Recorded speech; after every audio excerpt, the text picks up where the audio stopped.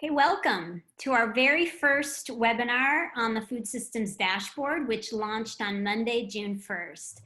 Since Monday's launch, we've had almost 5,000 people visit the site from 128 countries, and many of those visitors, about 60%, have been under the age of 35, which is very exciting. We're so pleased to have this dashboard out there as a global public good. My name is Jess Fonzo, and I'm a professor at Johns Hopkins University. We're going to spend the next hour walking you through the Food Systems Dashboard, its purpose, its potential, and its power. Some housekeeping issues. All participants are going to be muted until we finish the webinar portion.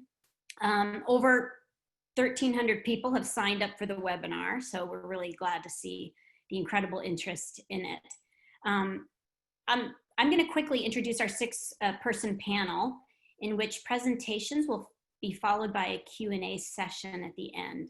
So please submit any question or comment you have in the Q&A box, and we'll be monitoring that, and we'll spend some time discussing that as a global group. If you have any question for a specific speaker, please write that speaker name in your question. I also want to thank Chris Henry, at the Hopkins Alliance for a Healthier World for supporting us on the dashboard and this webinar in particular, and Arun Kapuria and his team at iTech Mission for designing and hosting the dashboard, and both Chris and Arun are with us today. So now on to our panelists. Each panelist represents the core partners of the Food Systems Dashboard development, and all have worked really tirelessly to get the dashboard up and running. So we're going to start with opening remarks from Lawrence Haddad. He really needs no introduction. I think everyone knows who he is. He is the Executive Director for the Global Alliance for Improved Nutrition, also known as GAIN, and is really the visionary behind the dashboard. After that, we'll have Maximo Terrero, Chief Economist and Assistant Director General of the Food and Agriculture Organization. FAO is a key partner with us on the dashboard, which is incredible. Thereafter, we'll walk you through the dashboard by some of us who've really worked on developing this since the very beginning. We have Dave Shirley, professor at Michigan State University, who'll start us off. Then Anna Herforth, affiliated with Harvard and part of the Ag to Nut Nutrition Community of Practice, will walk us through country profiles. Ty Beal of GAIN, working with Lawrence, and Quinn Marshall of the Johns Hopkins Bloomberg School of Public Health will walk us through the compare and analyze the more deep dive capabilities of the dashboard. Rebecca McLaren at the Berman Institute of Bioethics at Hopkins will finish us up on next steps. And Professor Andy Jones at University of Michigan and Alexa Bellows, also at the Bloomberg School of Public Health, will moderate the Q&A. Lawrence, the floor is yours. Thank you, Jessica, and thanks everyone for joining us. What a pleasure to be on such a fantastic panel. Food systems have really risen up the development agenda in the last 5 to 10 years, and they are variously cast as heroes or villains, part of the problem, part of the solution. So to really transform them into positive drivers of hunger reduction, decent livelihoods, improved access to nutritious and safe food, sustainable use of natural resources, and reduced greenhouse gas emissions, amongst other things. In order to do that, we really need to be able to describe them, to diagnose them, to figure out which bits are not working, which bits are, and then to decide what to do to transform them. But this is really, really hard to do. I first got a glimpse of how hard it is to do this when we were doing the 2015 Global Nutrition Report with Jess. And we had a chapter on food systems, and it was really clear that the data were just fragmented and kind of all over the place. I also got a glimpse of how hard it is to do this when I joined GAIN in 2016. And our 10 country directors were saying, we really buy into this food system stuff, Lawrence, but it's really hard to do this at the national level. The data don't exist. And where they do exist, it's not clear whether they're any good or whether they're connected. It's not clear to us which bits of the food system are working and not working.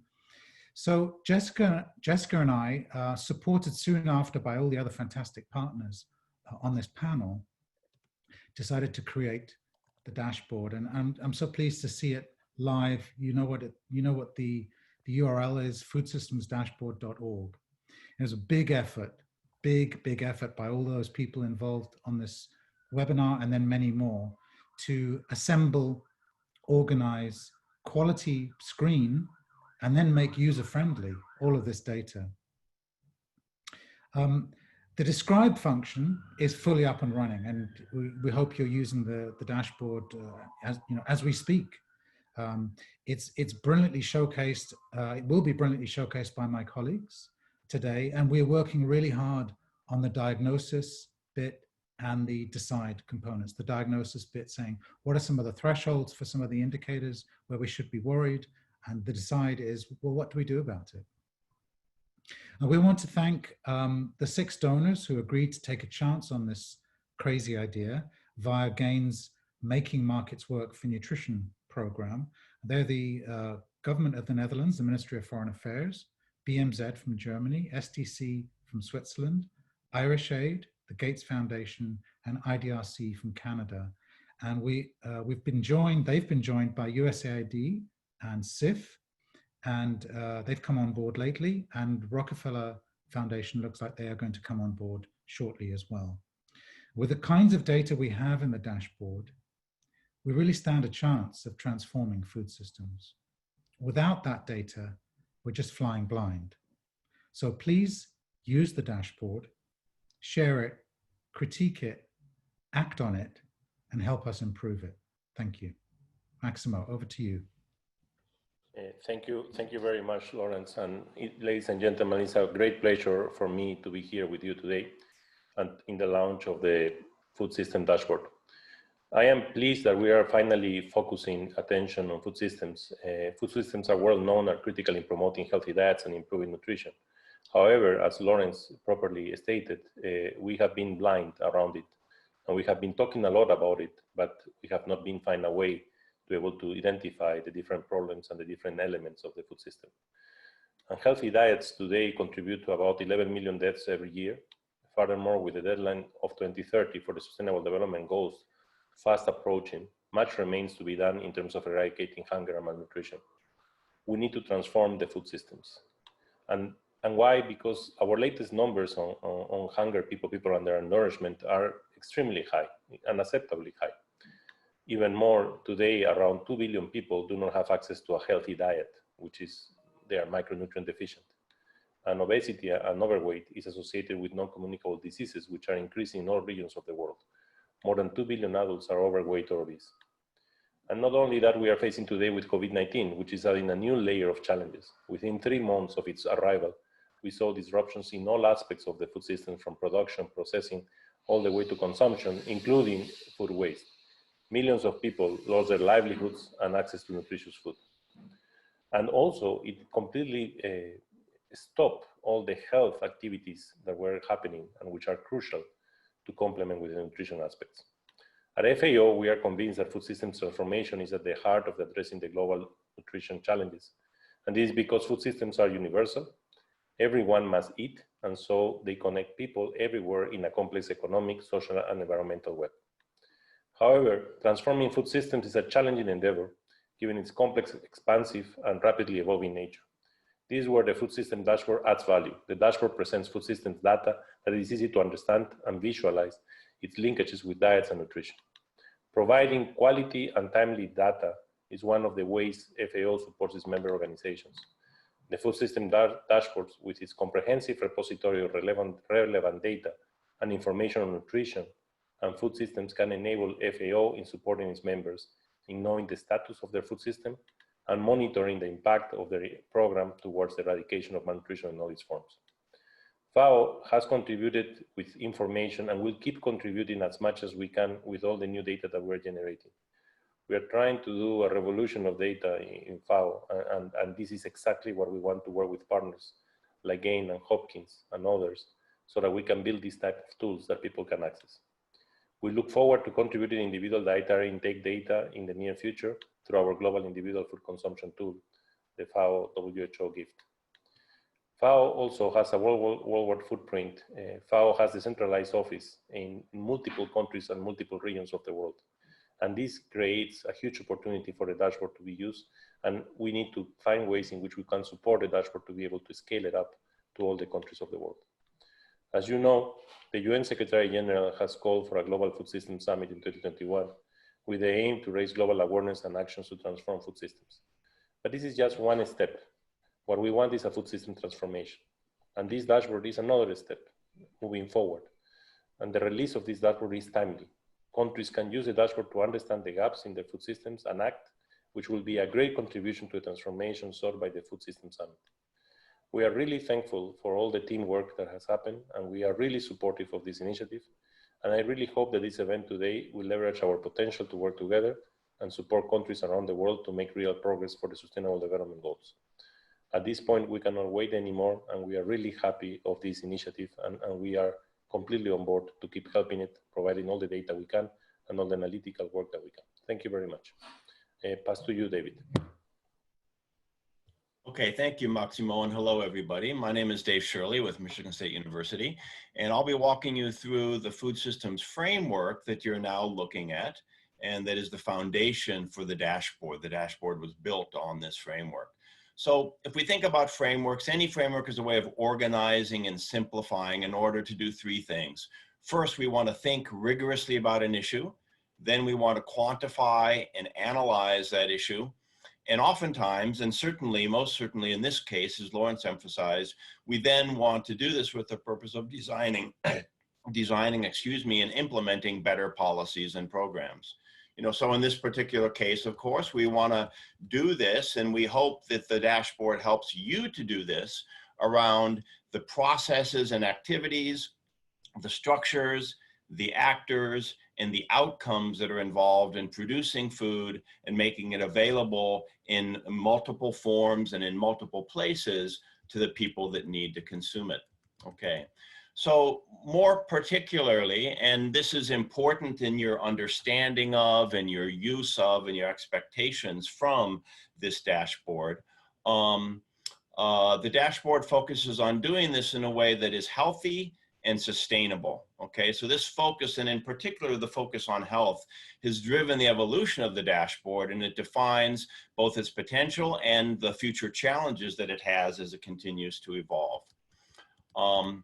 So let's turn to the components of the dashboard that you're looking at. Up along the top, we have the external drivers, and I think many of these are going to be very familiar to everybody. Things like climate change, globalization and trade, income levels and its distribution, processes of urbanization. So these are kind of the big processes and the context that heavily influence any food system, but at least in the short run are not, meaningfully affected by any given national or local food system. Okay. Then as we go down within the framework, starting on the left, we walk through, another set of some familiar and some less familiar components for you all. First of all, food supply chains. I think everybody's obviously very familiar with this concept. We can think of a supply chain as a food system writ small, all the activities and processes and actors around a particular commodity. And we can think of these various food supply chains, all the supply chains in a given country or an area, as kind of adding up in a way to the full food system. So I think we're all quite familiar with the concept of food supply chains, and the dashboard has lots of information on that. So then some of the elements that are going to be perhaps less familiar, at least to some of you, familiar to some, less familiar to others. First of all, we have then to the right of the food supply chains, food environments, okay?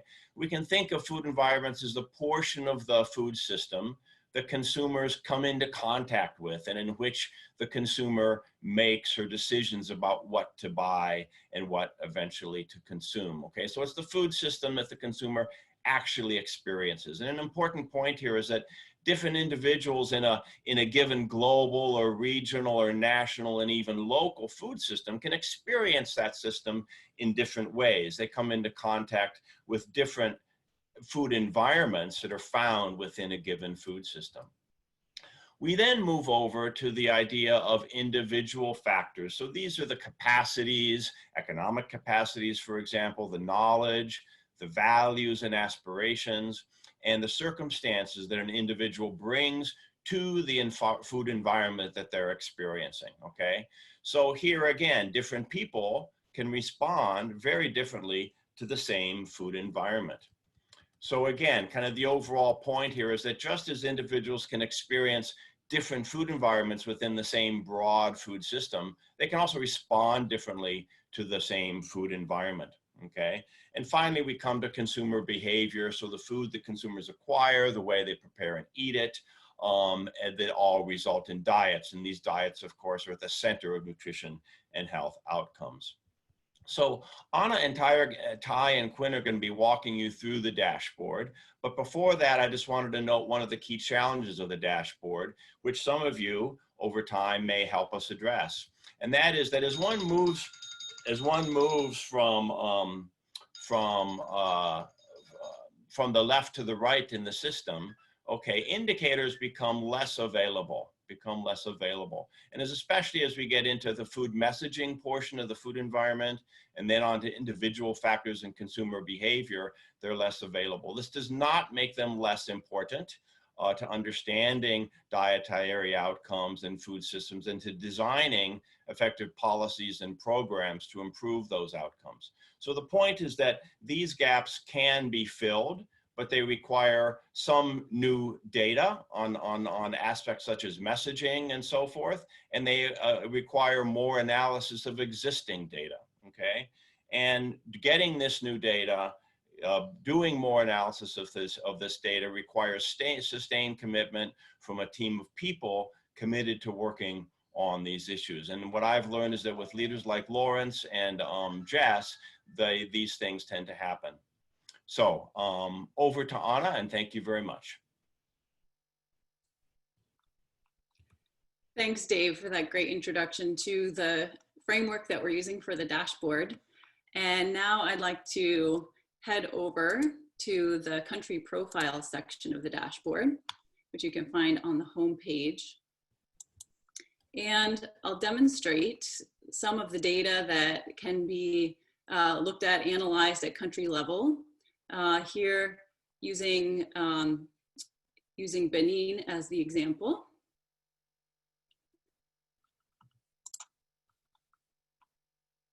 All right. So this is a sheet of some of the data on the dashboard. I'd like to emphasize that this isn't all of the data, but it is some of the data that is highly meaningful to creating linkages and understanding those links between the different pieces of the food systems framework that Dave just demonstrated.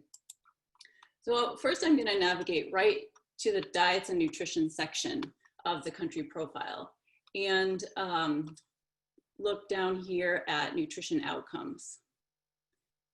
So we see here that in Benin, the data are showing that stunting in children under 5 years is fairly high. About a third of children are stunted.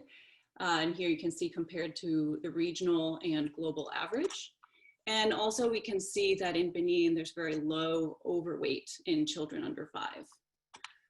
When we look at the prevalence of undernourishment, it's quite low. So 10% only who cannot access adequate calories. So calories here don't seem to be the feature, the problem for child nutrition probably in Benin. However, when we look at some other data, we get some additional hints. So feeding practices might be an issue. Here we have an indicator of minimum meal frequency, showing that less than half of infants and young children receive minimum meal frequency. And again, there are other infant and young child feeding indicators on the dashboard, but this is the one highlighted here. Low diet quality is highly likely to be a factor in the nutrition outcomes that we're seeing. So here in this indicator, we have minimum diet diversity for infants and young children, showing that only a quarter of infants and young children receive minimum diet diversity. And looking at data from adolescents, we see that a lot of adolescents are not eating fruits and vegetables every day. This is the prevalence of less than daily consumption of fruits and vegetables. And then when we look down at the population level estimates for per capita intake here on this side of the healthy food items, we see that, again, looking at fruits and vegetables, the intake that's estimated at population level is nowhere near the level that is considered optimal for protecting health and good nutrition. Another factor that we see in Benin that's positive is that legume consumption seems to be quite high. So Benin has achieved the optimal amount, in fact, above the optimal amount for legumes. So now let's take a look at that key component of food environments, that point where consumers interact with the food system, to see what choices people have in terms of choosing what foods to consume. We see that in Benin, there is a very high share of calories available from starchy staples. So 2/3 of calorie supply is coming from grains, roots, and tubers. We also see a quite low supply of all the nutrient-rich non-staples. So the dietary intake estimates that we saw kind of matches the supply here. If we add up the fruits and vegetables, for example, we see that the amount available per capita in the country is far less than the 600 grams that are considered optimal. It's also doesn't even reach the 400 gram minimum recommended by the World Health Organization. And this low supply, not only of fruits and vegetables, but of other nutrient-rich dietary components as well, is affecting the cost of diets. And here in the food affordability indicator section of the food environment, we can see that at a minimum, it costs 78% of household food expenditures to meet just the minimum of nutrient adequacy. And new data will be coming. This is the first iteration of the dashboard. New data is going to be added. This year's SOFI report is coming out in July. That's going to be containing updates on nutrient adequacy, affordability, and also affordability of healthy diets. And we'll see added to the dashboard later that it actually costs about twice this to purchase a recommended diet. In terms of dietary recommendations, we see that Benin does have availability of food-based dietary guidelines, but to follow these national dietary guidelines would actually cost more than people have available to spend on food. So looking at the individual factors, we can see here that people in Benin already spend a large proportion of their income on food. So there's not much wiggle room for increasing that. And so for the dietary guidelines and nutrition education to be effective for behavior change, the availability of the nutrient-rich non-staples has to increase and costs have to decline so people can actually afford it. So briefly, we can just look at the drivers and food supply chains to see where some bottlenecks might be. We see that Benin is a highly rural population. Here's the percent urban. And so it's a lot of agricultural population. And however, we see that the value added per worker in agriculture is quite low in Benin in comparison to the region and the world. And if we want to know more about that, we can see that higher agricultural value added might signify farmers having greater access to quality inputs like seeds, fertilizer, irrigation, and extension support. So we can get some hints at what's going on. We also see that yields are fairly low, both in terms of cereals and in terms of vegetables. However, Benin has a quite high agricultural infrastructure index, and also fairly low losses of fruits and vegetables. So this suggests that there might be potential to increase production that is not fully realized. And there could be many reasons why diverse diets are relatively unavailable and unaffordable, and therefore consumption in Benin is very different than what's recommended globally or by the country's own dietary guidelines. But the data here show that it's an issue that could be discussed by decision makers at country level to see what some solutions might be for improving the food system to have better outcomes in diet and nutrition. I just want to point out here that in the country profile section, you can also look at regional profiles. So here, if we click on region, let's look at Central America. And here, I just want to highlight the food environments because they're quite different than what we just saw in the example of Benin. So we can see that there is a lower share of calorie supply from starchy staples and a higher supply of the nutrient-rich non-staples, although if you add it up, it's still not adequate in per capita grams per day to actually satisfy some of the recommendations.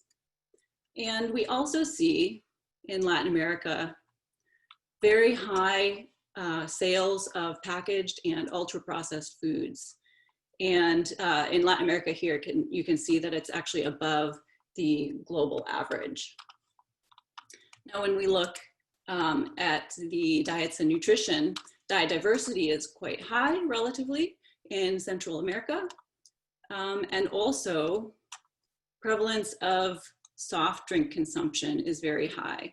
60% of adolescents are reporting consuming soft drinks at least daily. And we also see much higher child overweight than in other regions of the world. So that is a quick tour, doesn't show all of the indicators, but it shows an example of what you can do with these profiles. But to compare more across different regions and different countries, I'm going to pass over the presentation to Ty Beal, who will demonstrate the compare and analyze feature of the dashboard.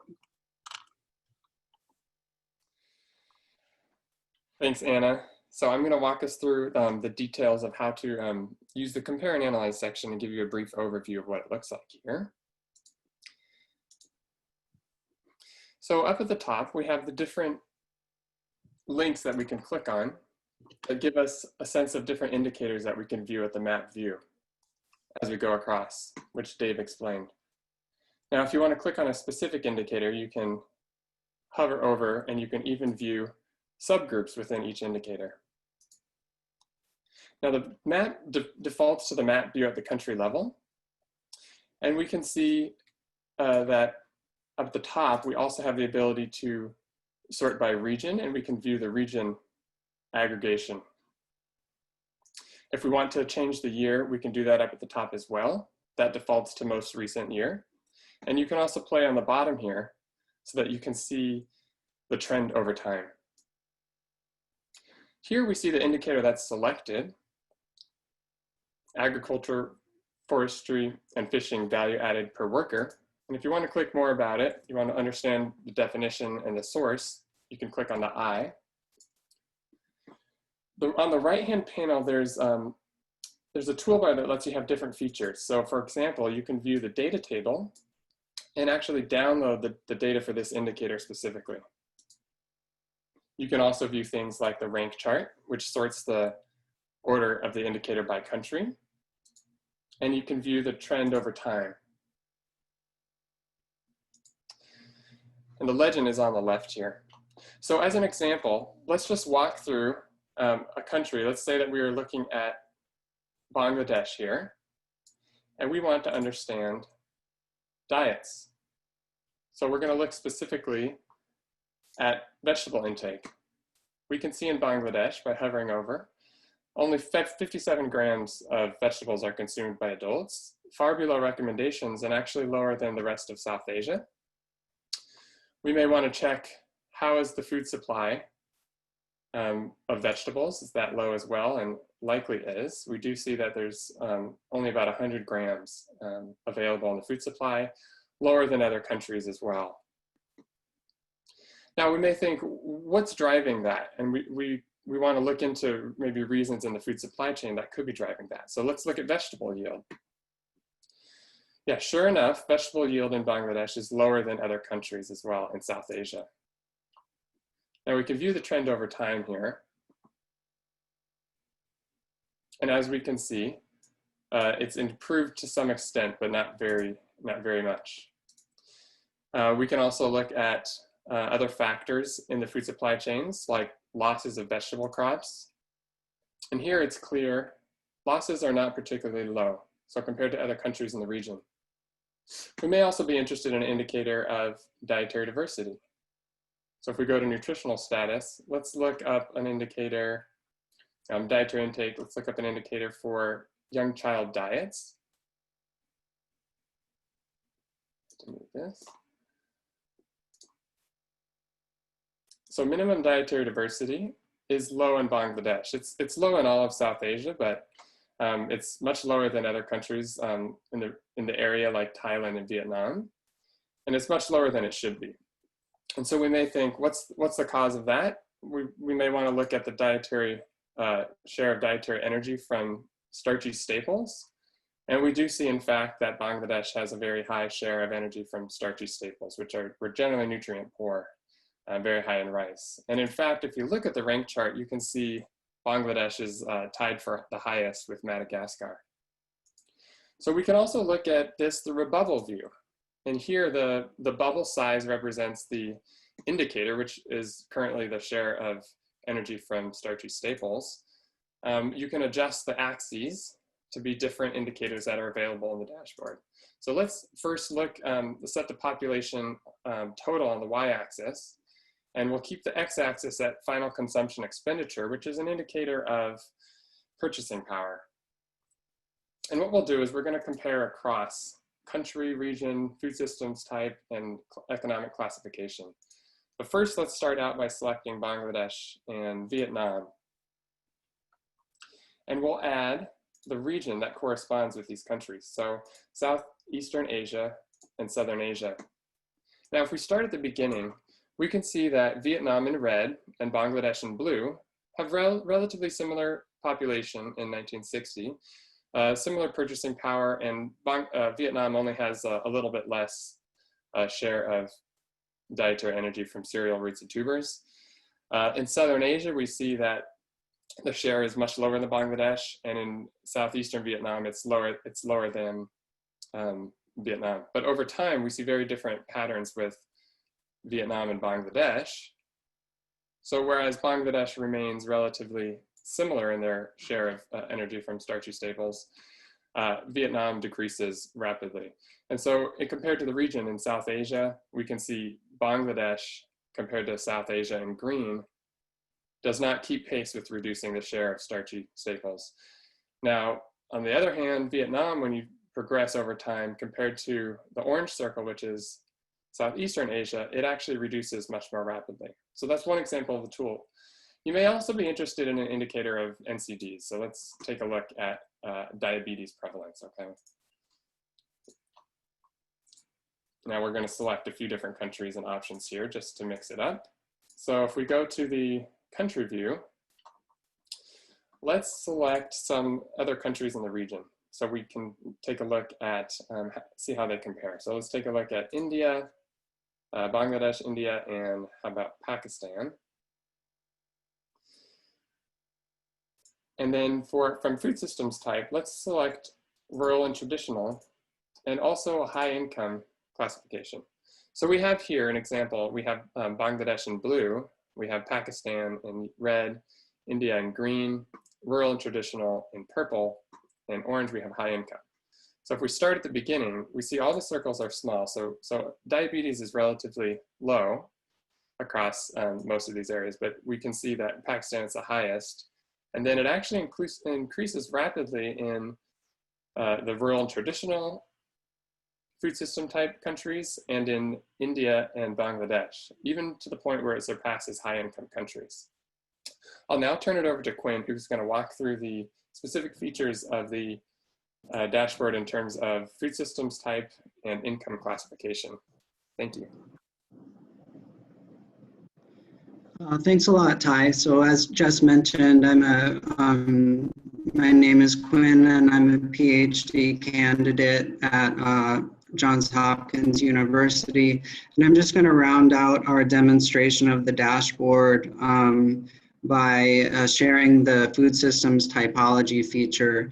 So I wanted to start on, just the same kind of maps that Ty was showing. And here we're looking at the retail value. This map is really useful to be able to track regional variation. And similar to what Ty was showing, we can look at a country in comparison with some of its neighbors. With the food systems typology, we have the additional capability of comparing among countries with a similar food systems type. So the idea there is to make more of an apples to apples or at least more of a fruits to fruits kind of comparison among countries. And the way that we do that is by clicking on this icon over here where it says food systems type. You'll notice that we also have one for income classification, and that's based on the World Bank income groups. We've gotten the question a lot, why did you need this food systems typology in the dashboard, and aren't income groups good enough for making comparisons? And our rationale there was that, of course, income is a really important demand side pull factor in food systems transformations. But what we wanted was a typology that more directly accounted and reflected the conceptual framework that Dave started with. So recognizing that there are really important supply side factors related to supply chains and food environments that are also driving food systems change. And we've seen that actually, of course, income does correlate with food systems type, but especially among the lower and upper middle income countries, there's a lot of heterogeneity in food systems type. So I click on this here, and this first takes us to a map of the food systems typology. So we see that there are 5 different food systems types. And here I think it's really important to note that within each of these types, there's still, a very broad spectrum of food systems. And even within a single country, we have a plurality of food systems. But recognizing those limitations, this typology is kind of our attempt at characterizing the predominant food systems type that exists in a country. So from here, we can go back to that same indicator. So I'm going to retail value of ultra-processed food sales per capita. And now what we're seeing is this indicator grouped by food systems type. So if we go over here to the legends, first we see probably what we expected, and that's countries that are in a rural and traditional food systems type on average have a lower value of ultra-processed food sales per capita. However, what's really interesting here is that, we can also look within this food systems type and see that there are some countries like Zimbabwe and Laos that actually have, among that group, they have higher values, which are almost on par with the types of values that we see in the informal and expanding food systems type, just to kind of give a sense for, how there is some blurring of the lines in this typology. And you can kind of imagine how, you might be able to use the food systems types to identify, for example, benchmarks. Maybe you're within the rural and traditional food systems type and you want to find a country that, is somehow managing to have very high vegetable yields.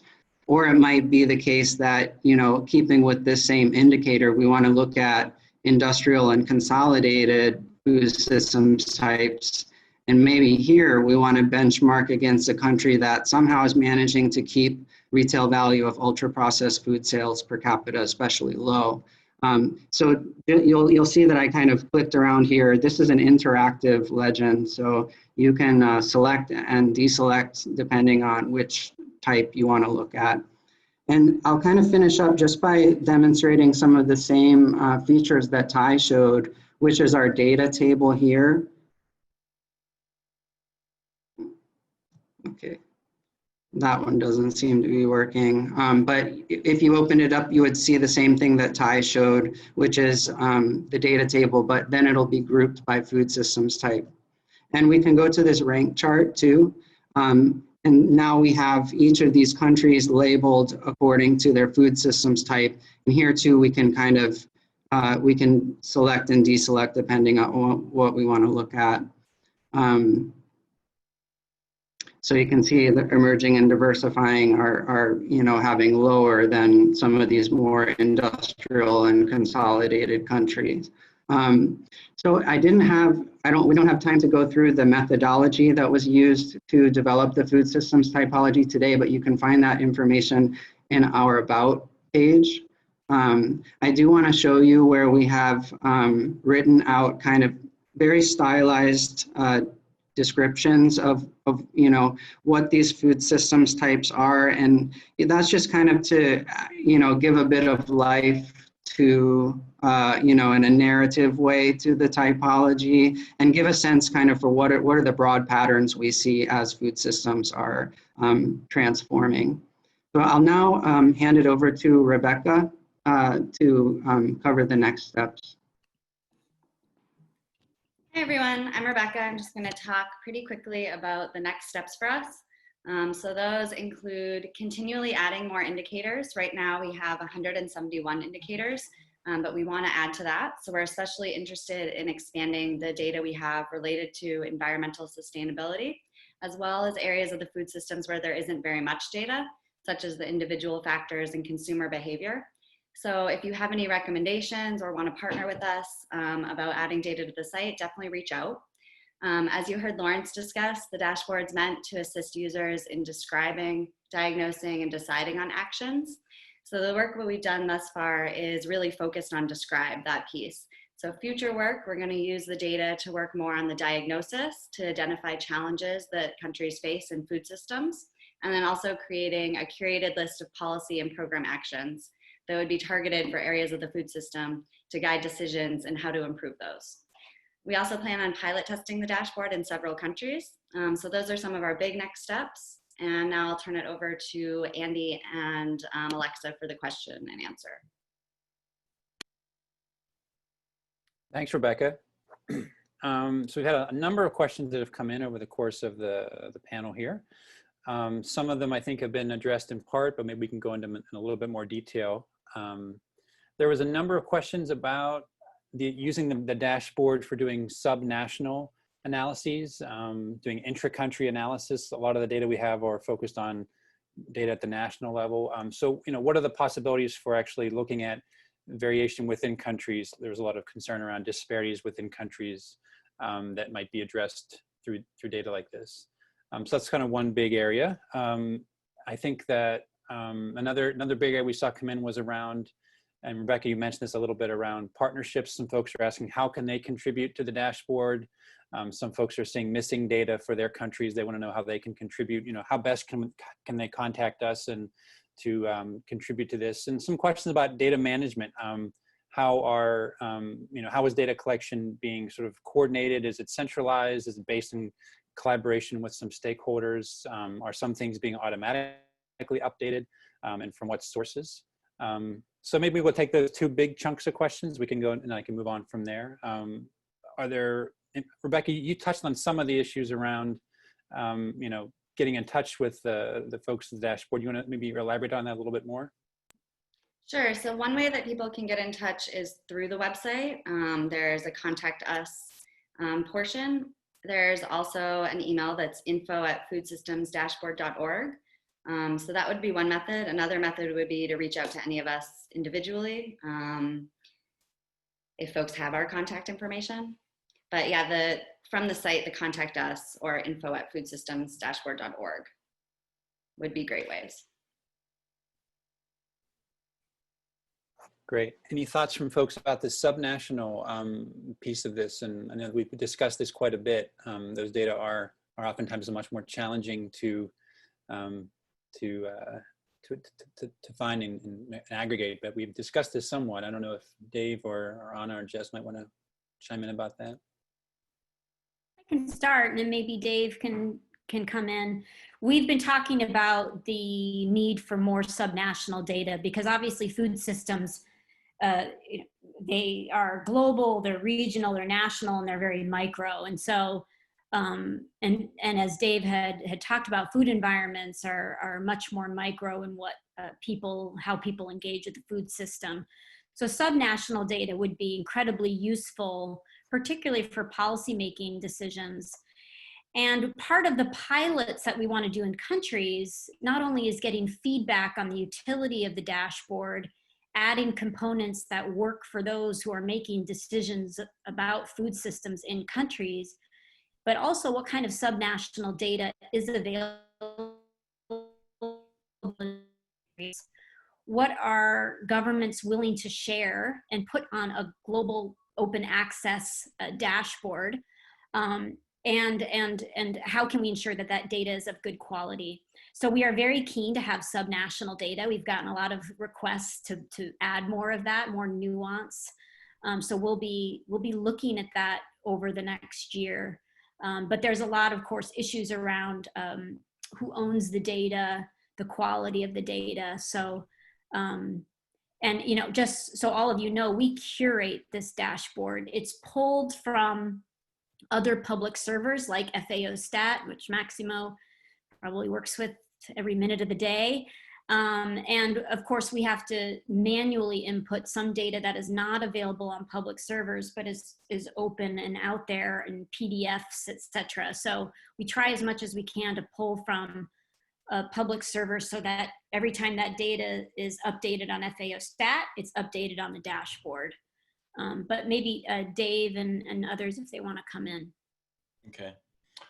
Thank you, Jess. Yeah, so I think there are two ways in which subnational data can be generated. And of course, they're both much more intensive than what has been done so far. One is with household level data sets that are already publicly available. So for example, many countries, not all the countries in the dashboard, but many countries have LSMS data sets, for example, that could be used to get some level of national breakdown on broad indicators such as the share of starchy staples in the diet, right?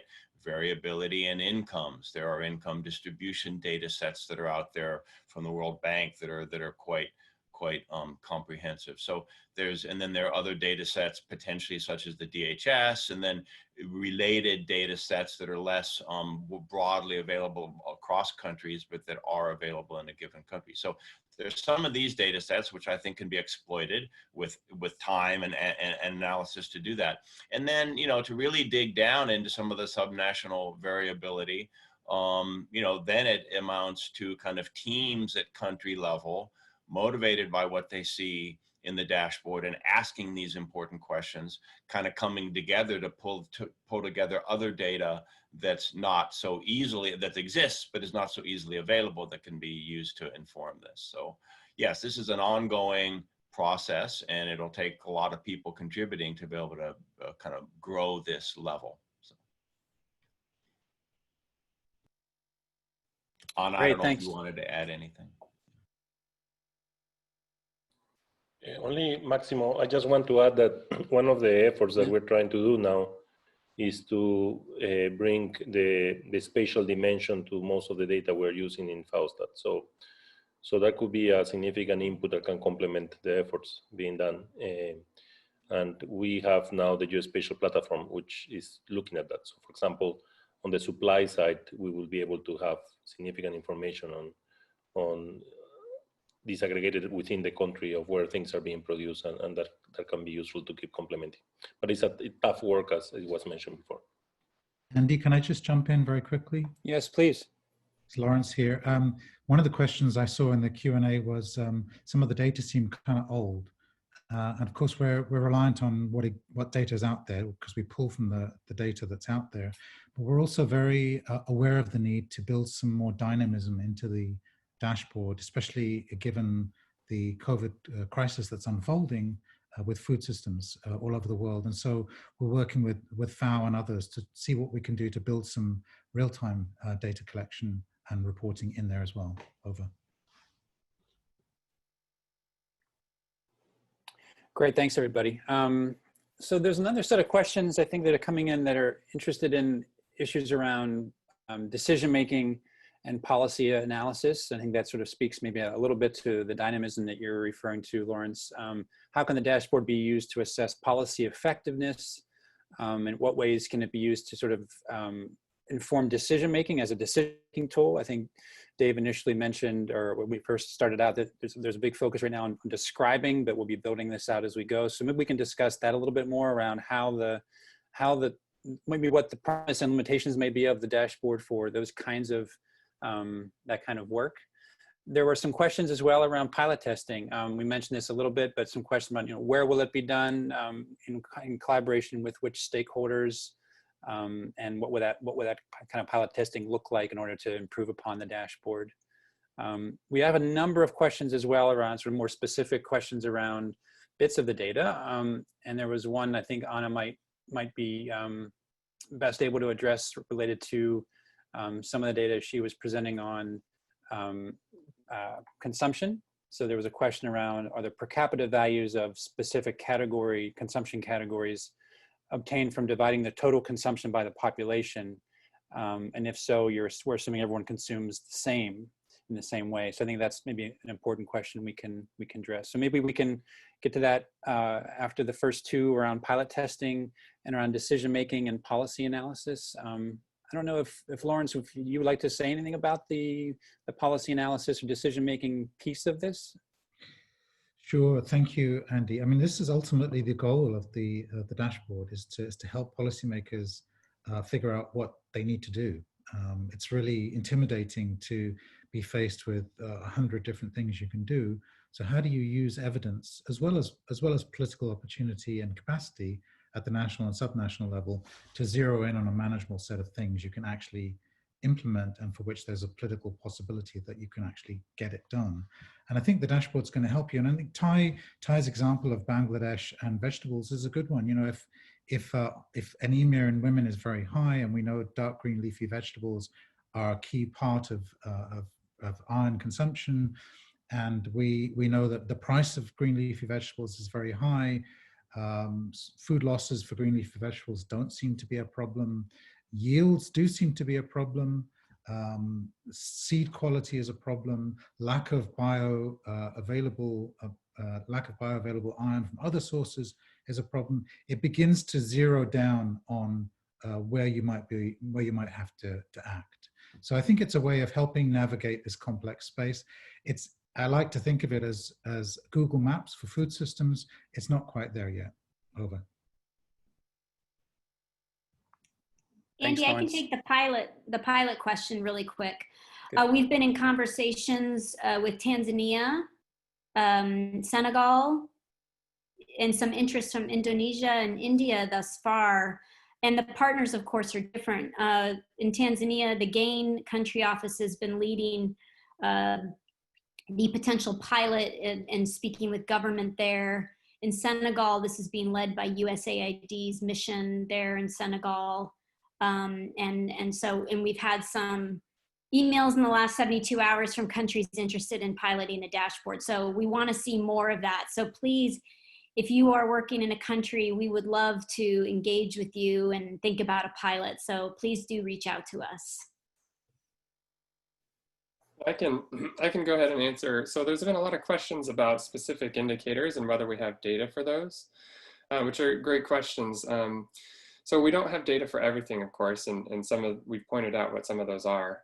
But to view all the data that is available, you can either go to Compare and Analyze and hover over and kind of click through the different drop-down boxes at the links. They should include all of the indicators we have. Or you can download the whole data set on the upper right-hand corner of the Compare and Analyze page. And just to reiterate, we do want more data, and we really would love to hear suggestions for data. So that's both subnational data and national data.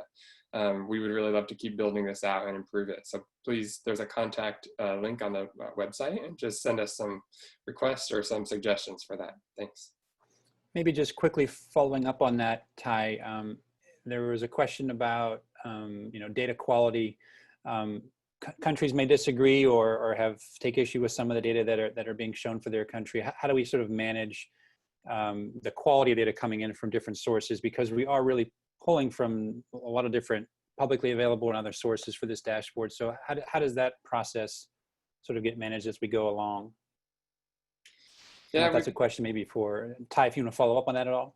Just really quickly, and then someone else can elaborate. But we've been thinking about this. So some of our process does automate data from big servers, so with FAO data, WHO data, and others. So that I think minimizes issues with data quality because they've already passed the standards to be on these kind of big organizations websites. But then we have this kind of data curating process that we are working on. We have currently been checking data, doing lots of data checks, but we have a process where we're looking to develop that we kind of regulate and review and check on data. We're constantly taking feedback from people who recognize if data is wrong or if there are issues with how it's displayed.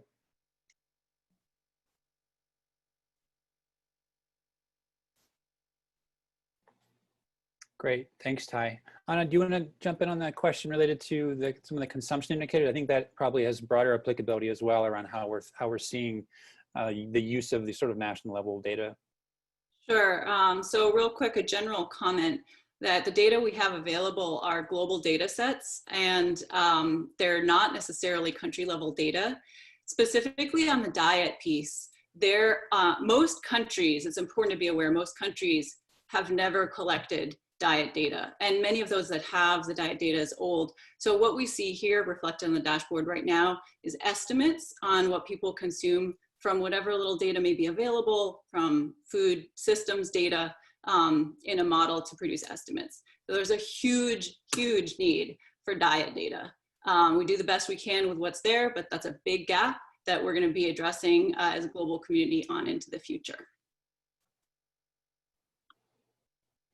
Great. Well, there were a number of other sort of more kind of targeted questions about specific data and indicators that are available. We have over 170 indicators in this dashboard, so it's a huge effort. So I think if there are some indicators you're looking for, there's a good chance that you're going to find something in there. But we are right about out of time with the webinar. As we mentioned earlier, we are looking for partnerships.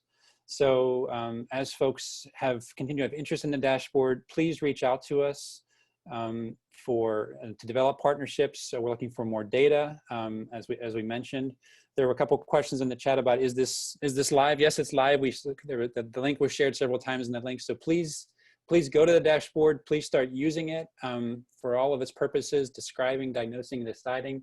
And we'll be please look for updates as we go along here. We're looking to continue to improve the dashboard and make it as easily available and for use for lots of different purposes for decision makers, researchers, and everyone. So thank you all for joining and for the interest in the dashboard, and we look forward to improving as we go along here. Take care, everybody.